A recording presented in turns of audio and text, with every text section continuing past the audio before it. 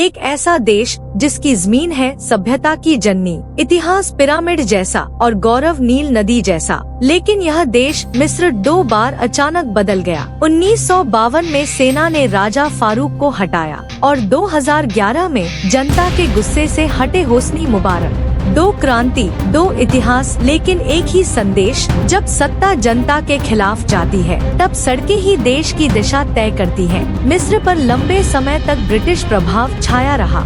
उस समय के राजा थे फारूक प्रथम, जिनके शासन को विलासिता और भ्रष्टाचार का प्रतीक माना जाता था। ब्रिटिश साम्राज्य की छाया में देशी शासकों का भ्रष्टाचार लोगों को परेशान करने लगा था। 23 जुलाई 1952 को सेना के एक समूह फ्री ऑफिसर्स मूवमेंट ने जनरल मोहम्मद नगीब और गमाल अब्देल नासर के नेतृत्व एक सैन्य तख्तापलट किया और राजा फारूक को सत्ता से हटा दिया। यह क्रांति कोई खूनी युद्ध नहीं थी, बल्कि एक सूक्ष्म रणनीति का परिणाम थी। 1956 में गमाल अब्देल नासर राष्ट्रपति बने। वो थे राष्ट्रवाद, समाजवाद और उपनिवेशवाद विरोधी नीतियों के प्रवर्तक। उन्होंने स्वेज नहर का राष्ट्रीयकरण कर दुनिया भर में हलचल मचा दी। अरब जगत में मिस्र को नेतृत्व की अग्रपंक्ति में ले आए। 3 दशकों की हुकूमत, एकरूपता और दमन। हुस्नी मुबारक 1981 से सत्ता में थे। उनके शासन में भ्रष्टाचार, पुलिस की क्रूरता और आर्थिक असमानता चरम पर पहुंच गई। जनता की निराशा बढ़ती गई, खासकर युवा वर्ग के बीच। अरब स्प्रिंग की शुरुआत दिसंबर 2010 में ट्यूनीशिया से हुई।